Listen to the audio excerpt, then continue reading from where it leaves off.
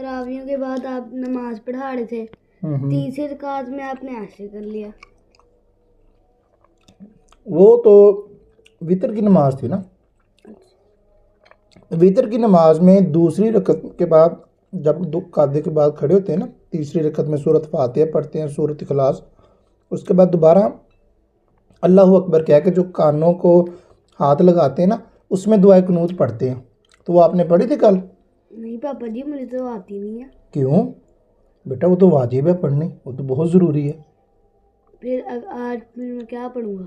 اب آپ نے جلد از جلد اس کو یاد کرنا ہے 1-2 دنوں کے اندر، اور اتنے دن آپ ربنا آتنا فی الدنیا حسنۃ وفی الآخرۃ حسنۃ وقنا عذاب النار یہ پڑھنا ہے آپ نے، ٹھیک ہے؟